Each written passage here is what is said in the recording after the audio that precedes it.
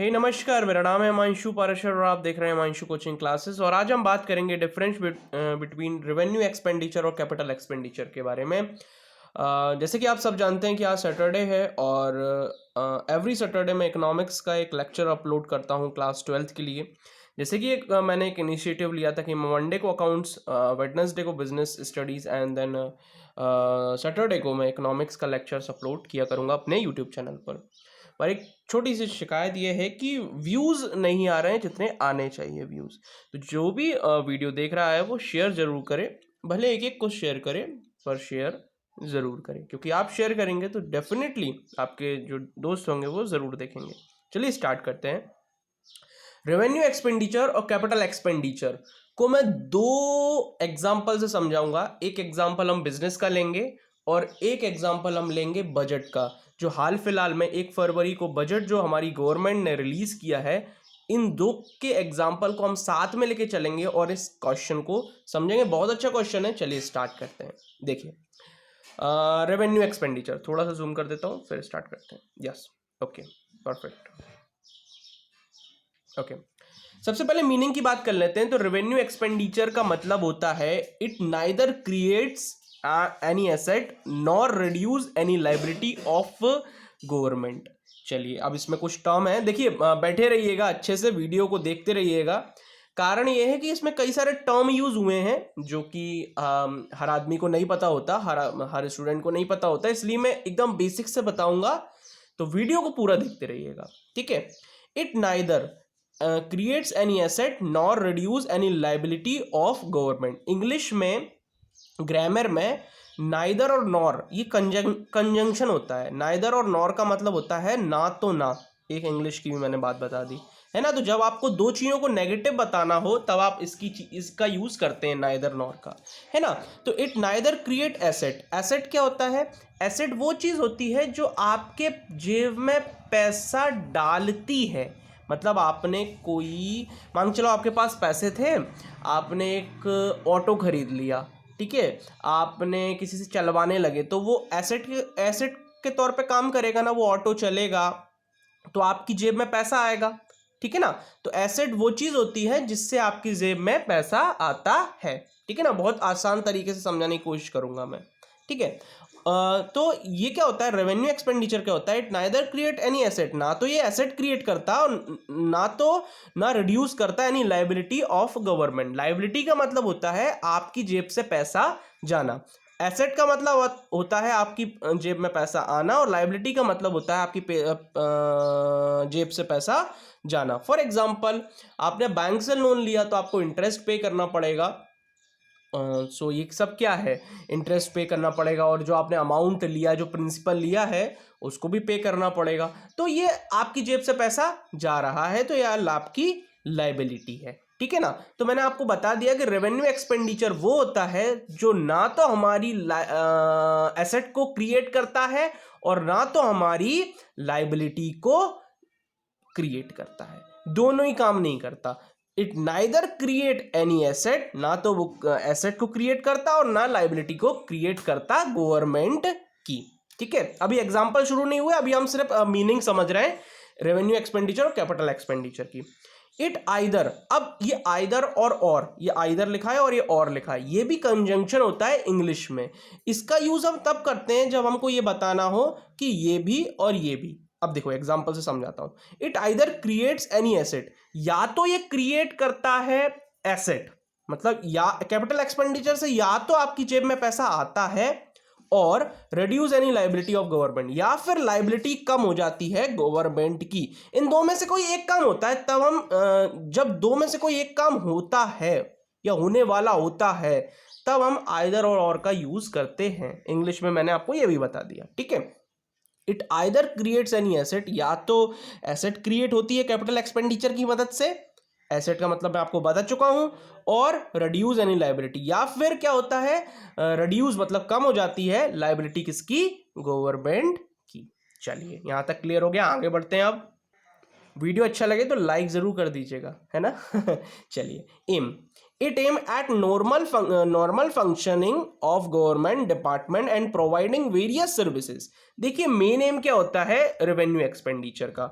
Revenue expenditure का main aim ये होता है, मेन लक्ष्य ये होता है कि नॉर्मल फंक्शनिंग करना, है ना, जैसे काम करते हैं वैसे करना। गवर्नमेंट डिपार्टमेंट्स जो होते हैं ना, कई सारे आपने डिपार्टमेंट देखे होंगे, मार्केटिंग डिपार्टमेंट, फाइनेंशियल डिपार्टमेंट और HR डिपार्टमेंट। हर कोई भी बैंक में आप चले जाओ, इंश्योरेंस कंपनी में चले जाओ, तो यहाँ पे आपने डिफरेंट टाइप्स ऑफ डिपार्टमेंट्स देखे होंगे। सबका काम नॉर्मल होता है, फंक्शनिंग काम करना एंड प्रोवाइडिंग वेरियस सर्विसेज, और जो जो अपनी अपनी सर्विसेज प्रोवाइड करता है, जो जो काम करता है, जो जो फंक्शन करता है, उसको अच्छे से परफॉर्म करना। ठीक है ना, रेवेन्यू एक्सपेंडिचर का ये मेन एम होता है। ठीक है, यहां तक हमने समझ लिया। इसमें इस पॉइंट में ऐसा कुछ था नहीं, है ना। It aim at acquiring of asset and granting loans and advances. हाँ, इसका मतलब क्या होता है, अब देखो। तो इसमें क्या होता है, इसका जो मेन एम ये होता है कि एक्वायरिंग ऑफ एसेट। एक्वायरिंग करना मतलब एसेट को खरीद लेना या फिर क्या कर लेना। कैपिटल एक्सपेंडिचर का मेन एम क्या हुआ? एक्वायरिंग ऑफ एसेट, मतलब आप हासिल कर लेना, कर लेना किसको? एसेट्स को। And granting loans and advances, और लोन दे देना, एडवांसेस दे देना। ग्रांटिंग का मतलब क्या होता है? एक आर्थिक मदद कर देना, ठीक है ना, किसी की भी आर्थिक मदद कर देना, वो कैपिटल एक्सपेंडिचर में आता है ना। मोस्टली आपने देखा होगा, कई बार आपने देखा होगा कि हम कभी कभार मालदीव्स को पैसा भेजते हैं ग्रांट के तौर पर, है ना। और ऐसे कई सारे छोटे छोटे द्वीप हैं जिनको हम एक आर्थिक मदद जिसे हम करते हैं ना, तो वो ग्रांटिंग कहलाता है। तो कैपिटल एक्सपेंडिचर का मेन क्या हुआ? कैपिटल एक्सपेंडिचर क्या हुआ? It's aim at acquiring of assets and granting loans and advances. क्या किया? एक्वायर कर लिया एसेट, मतलब अपने जो एसेट्स था वो आप खुद ले लिया और फिर उसको लोन पे दे दिया, ग्रांटिंग लोन्स एंड एडवांसेस। तो ये मेन एम होता है कैपिटल एक्सपेंडिचर का। एक्वायर करना मतलब खुद ले लेना, खरीद लेना किसी चीज को, ठीक है, प्राप्त कर लेना। चलिए आगे बढ़ते हैं। अब थर्ड पॉइंट, कैरेक्टर के बारे में बात करते हैं कि कैरेक्टर किस तरीके का होता है। तो it represent recurring expenditure on day to day operational activity. देखिए रेवेन्यू एक्सपेंडिचर 2000 वो एक्सपेंडिचर्स होते हैं जो डेली रिकरिंग, मतलब जो बार बार हो रहे हैं। रिकरिंग का मतलब जो बार बार एक्सपेंडिचर्स होते हैं, बार बार जो खर्चे होते हैं, उनको हम रेवेन्यू एक्सपेंडिचर्स कहते हैं on day to day operational activities. मान के चलिए आपका कोई बिजनेस है, अब हम वो एग्जांपल्स लेंगे, ठीक है ना। मान के चलिए आपका कोई बिजनेस है, ठीक है, उसमें एक दिन में कई सारे खर्चे होते होंगे। कभी रॉ मटेरियल आ रहा होता होगा, कभी कोई सेल्समैन आपसे पैसा, कोई प्रोडक्ट दिखाने आ रहा होता होगा, सैंपल देता होगा, किसी का बिल आ रहा होगा तो आपको पेमेंट करना होता होगा, है ना, बैंक को पैसा देना होता होगा। कई सारी ऐसी चीजें होती हैं वो आपको करनी होती होंगी, तो ये ऑपरेशनल एक्टिविटीज कहलाती हैं, ठीक है ना। डे टू डे में जो खर्चे होते हैं वो, जैसे आपको किसी को सैलरी देना है, रेंट देना है, मोबाइल का रिचार्ज कराना है, इलेक्ट्रिसिटी पे करना है, तो ये क्या कहलाते हैं? ये सब कहलाते हैं daily to daily, day to day operational activities कहलाती हैं। ये इस टाइप के एक्सपेंडिचर कहलाते हैं जो day to day daily basis पे होते हैं। रिकरिंग मतलब जो बार बार होते हैं, है ना। चलिए ये बार पॉइंट क्लियर हो गया होगा, है ना। अब हम पढ़ते हैं ये कैपिटल एक्सपेंडिचर का कैरेक्टर कैसा रहता है। तो it represent non recurring expenditure. Non recurring का मतलब होता है ये बार बार नहीं होते। रिकरिंग मतलब होता है बार बार होना, अब नॉन लगाए मतलब बार बार नहीं, है ना। तो it represent non recurring expenditure. ये वो एक्सपेंडिचर होता है जो एक बार होता है, बार बार नहीं होता, है ना। आजकल आपने देखा होगा कि ये एग्जांपल हम आगे लेते हैं, आगे समझते हैं, है ना। It represent non recurring. हाँ, मैं जो बताना चाह रहा था वो ये बताना चाह रहा था मैं कि आपने देखा होगा कि आजकल 1 साल का भी रिचार्ज आता है, 2400 रुपये में 1 साल का पूरा रिचार्ज हो जाता है। पर वो इसमें इस कैटेगरी में नहीं आएगा, कैपिटल एक्सपेंडिचर की कैटेगरी में नहीं आएगा। इस वजह से हम आगे देखते हैं, इसका समझते हैं एग्जाम्पल। तो इतना समझ लीजिए कि कैरेक्टर क्या होता है कैपिटल एक्सपेंडिचर का। It represent non recurring expenditure, मतलब बार बार नहीं होते ये एक्सपेंडिचर, कैपिटल एक्सपेंडिचर, ठीक है। चलिए आगे बढ़ते हैं, एग्जाम्पल समझते हैं। देखिए एग्जाम्पल्स में क्या क्या आते हैं, रेवेन्यू एक्सपेंडिचर के एग्जाम्पल्स में क्या क्या आता है। Salary, interest, pension, wages, telephone charges, rent, ये सब आते हैं रेवेन्यू एक्सपेंडिचर में। अब मैंने बात की थी कि मैं दो एग्जांपल दूंगा आपको, एक बिजनेस का एग्जांपल दूंगा और एक बजट से रिलेटेड एग्जांपल दूंगा। रेवेन्यू एक्सपेंडिचर में वो सारी चीजें आ जाती हैं, जैसे मान के चलिए गवर्नमेंट है, गवर्नमेंट में जो सरकारी कर्मचारी काम करते हैं डिफरेंट डिफरेंट डिपार्टमेंट्स में, उसमें गवर्नमेंट सैलरी देगी, पेंशन देती है, ठीक है ना, बैंक हमको इंटरेस्ट प्रोवाइड करती है, वेजेस, टेलीफोन चार्जेस, ये भी गवर्नमेंट एम्प्लॉयज़ को मिलते हैं ना। हाँ, तो ये सब क्या है, गवर्नमेंट का रेवेन्यू एक्सपेंडिचर है, क्योंकि गवर्नमेंट दे रही है ना ये आपको। आपने देखा होगा जो गवर्नमेंट एम्प्लॉय होगा उसको डिफरेंट डिफरेंट टाइप्स के अकोमोडेशन मिलते हैं, जिसको हम भत्ता कहते हैं, है ना, डिफरेंट डिफरेंट टाइम को। वो उसको टेलीफोन बिल मिलता है ना, लीव कंसेशंस मिलते हैं, ट्रैवलिंग कंसेशन सॉरी, तो ये सारी चीज़ें मिलती हैं, और मोबाइल बिल, पेट्रोल बिल और कूपन्स मिलते हैं, है ना, डिफरेंट डिफरेंट टाइप्स की। ये सब रेवेन्यू एक्सपेंडिचर की कैटेगरी में आता है, ठीक है। ये तो मैंने बजट की बात कर ली। अब मैं बिजनेस की बात कर लेता हूँ। मान के चलिए आपका कोई बिजनेस है, उसमें आपको सैलरी देनी है, उसमें आप पेंशन तो नहीं देते हम, पर आप सैलरी दोगे, आप इंटरेस्ट देना होगा आपको, wages, bonus, telephone charges, rent, ये सब जो ऑपरेशनल एक्टिविटीज़ हैं, डे टू डे एक्टिविटीज़ हैं, ये सब का आपको पे करना होगा, इलेक्ट्रिसिटी बिल का पेमेंट करना होगा, ये सब रेवेन्यू एक्सपेंडिचर में जाएगा, तो ये बिजनेस के खर्चे हो जाएंगे, ठीक है। मैं दोनों एग्जाम्पल्स आपको रिलेट कर दिया। अब हम कैपिटल एक्सपेंडिचर पे आते हैं। कैपिटल एक्सपेंडिचर को समझते हैं। तो रीपेमेंट ऑफ बोरिंग्स, मतलब जो हमने उधार कहीं से लिया था उसका पूरा पेमेंट कर दिया, ठीक है। Of borings expenditure, repayment of boring expenditure on acquiring capital asset, मतलब हम क्या हुआ, एक कोई एसेट खरीदा था, ठीक है, कोई एसेट खरीदा था, तो repayment of boring expenditure on acquiring capital asset, मतलब कोई एसेट खरीदा होगा उधार लेकर, तो उसका पेमेंट कर दिया। फॉर एग्जाम्पल आपने कोई एक एग्जाम्पल दे रहा हूं मैं, आपने कोई कार खरीदी लोन पर, तो आपने उसका पेमेंट कर दिया उस लोन का, है ना। तो इस तरीके से कुछ बात है, हम एग्जांपल्स में समझते हैं।